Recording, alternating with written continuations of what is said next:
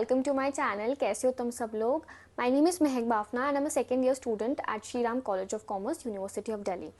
तो आज के वीडियो में मैं प्राइमरीली क्लैट 2025 एस्पिरेंट्स पर फोकस करूँगी। ये वीडियो उन लोगों के लिए ही है जिनका एग्ज़ाम बस अब नेक्स्ट मंथ है। तो कुछ important strategies subject wise share करूँगी कि इन जो भी जितने भी दिन अभी बचे हुए हैं, क्योंकि लास्ट गोल्डन डेज है तुम्हारे पास प्रिपरेशन करने का, तो इन दिनों में कैसे पढ़ाई करनी है, कैसे सब्जेक्ट्स को अप्रोच करना है।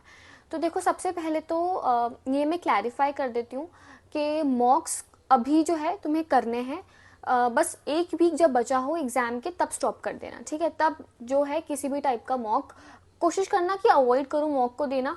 हालांकि 2-3 दिन पहले तो किसी भी कीमत पे नहीं देना है, ठीक है। 1 वीक में तो मैं फिर भी कह सकती हूँ कि कुछ लोगों को अगर प्रैक्टिस कम है तो दे सकते हैं, बट 2-3 दिन पहले तो किसी भी इंसान को नहीं देना चाहिए, क्योंकि वो है ना एक प्रेशर ही बिल्ड करता है मॉक देना, ठीक है। कोई जो है वैल्यू एडिशन होगा नहीं, कुछ नई चीज़ जितना सीखने का, क्योंकि तुम्हारे पास टाइम है नहीं, तो मॉक एनालिसिस करने का ज़्यादा कुछ फ़ायदा रहता नहीं है एंड के डेज में। तो क्या क्या चीज़ों पर फोकस करना चाहिए, तो चलो देखते हैं सब्जेक्ट वाइज कि कैसे कैसे हम लोग अप्रोच करेंगे चीज़ों को। देखो, सबसे पहले चीज़ हम स्टार्ट करते हैं जीके से। जीके में सबसे पहले तुम्हें ये करना है कि अगर तुमने नोट्स बनाए हुए हैं, whether they are digital notes और whether you have written your notes, तो दोनों फॉर्म में जिस भी मोड में नोट्स हैं उन्हें रिवाइज करो, ठीक है। अगर कुछ लोग होते हैं जो नोट्स नहीं बनाते और कुछ कंपेंडियम्स पे रिलाई करते हैं, तो वो रेफर कर लो। जो भी तुम्हारा जीके का सोर्स है, कुछ तो तुम्हारे पास टैंजिबल अमाउंट में चीज़ें होंगी ना, हर सब्जेक्ट का कुछ कंटेंट होगा, कुछ सोर्सेज होंगे, कोई कोचिंग में जाते तो उनकी मॉड्यूल्स होंगी, तो जो भी ऑलरेडी अवेलेबल है उन्हें रिवाइज करना है, कुछ भी नया नहीं पढ़ना है।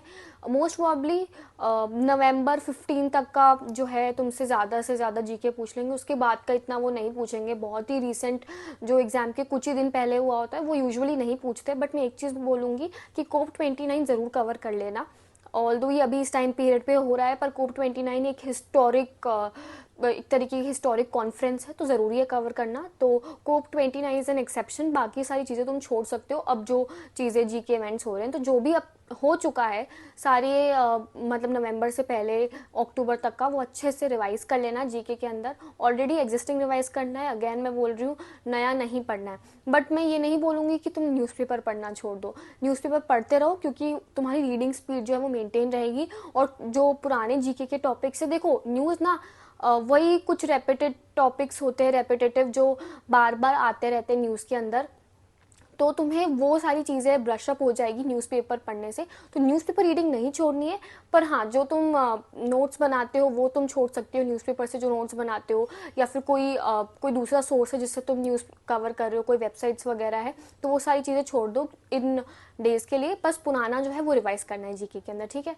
तो ये तो हमारी जीके की हो गया।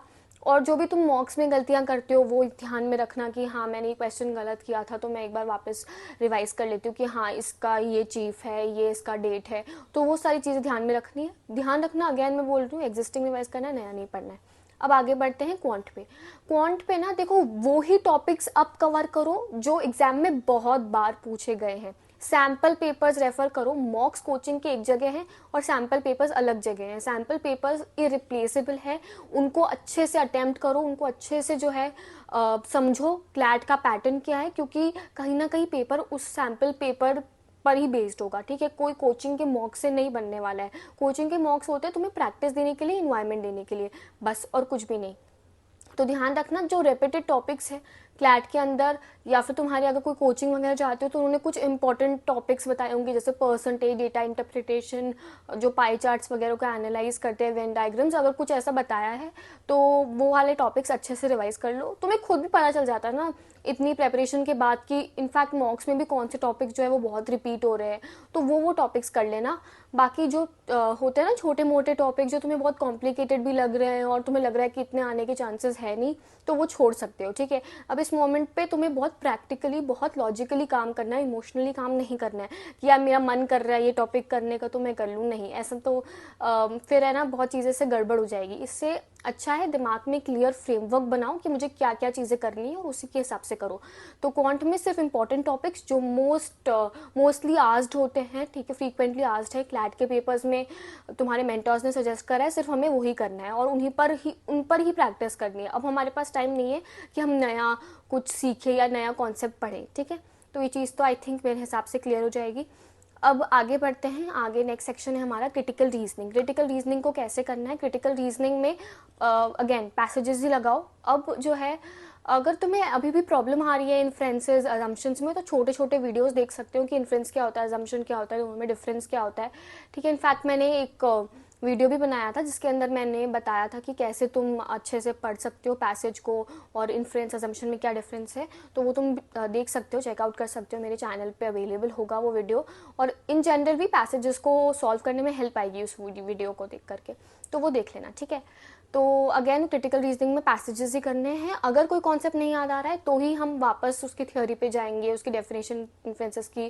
फॉर एग्जांपल अगर इन्फ्लुएंसेस समझ नहीं आ रहा है तो उसकी डेफिनेशन, उसका वीडियो तभी देखना है। पर प्राइमा फेसी स्टार्ट करते हुए तुम्हें पैसेजेस ही अटेम्प्ट करने हैं, क्योंकि तुम्हें एक्चुअल पेपर में भी पैसेजेस ही अटेम्प्ट करने हैं। ठीक है, तो क्रिटिकल रीजनिंग में पैसेजेस, इंग्लिश के अंदर भी पैसेजेस, इंग्लिश के अंदर कुछ और चीज़ मुझे नहीं लगता करने की ज़रूरत है। पैसेजेस करोगे वोकैबुलरी अपने आप बढ़ती जाएगी, इंक्रीज होती जाएगी। ठीक है, तो अब वो टाइम नहीं है कि तुम 10 सिनोनिम्स याद कर लो, 10 इसके वर्ड्स याद कर लो, अब वो टाइम चला गया है। ठीक है, तो हम थोड़ा प्रैक्टिकल होंगे और डायरेक्ट पैसेजेस करेंगे।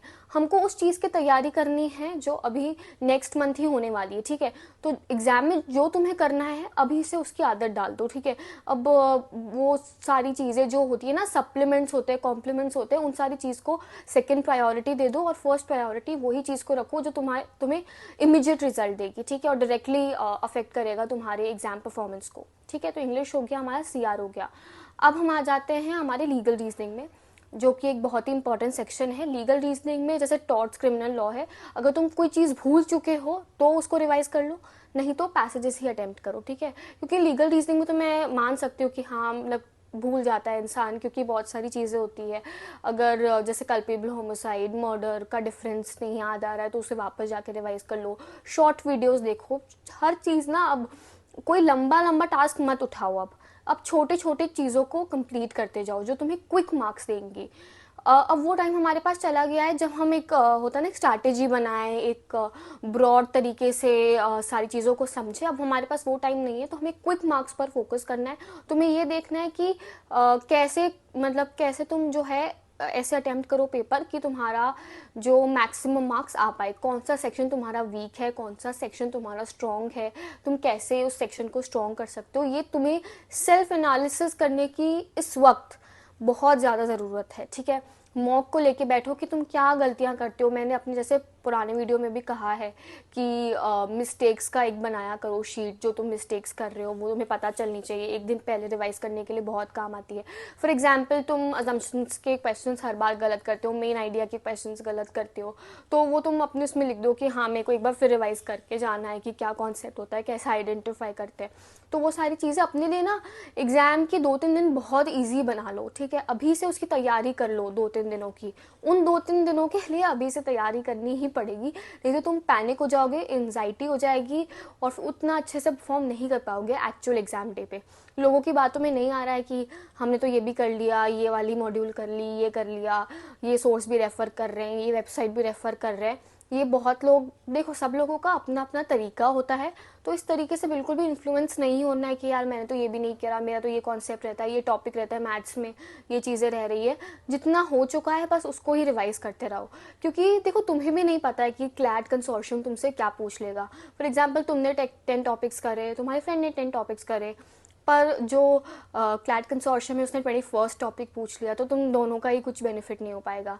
तो बस अपना जो करा है, अपनी प्रेपरेशन पर अपने आप पे फुल कॉन्फिडेंस रखो कि मैं कर लूँगी या कर लूँगा। ठीक है, अच्छे से जो चीज़ें हैं उनको रिवाइज़ करो।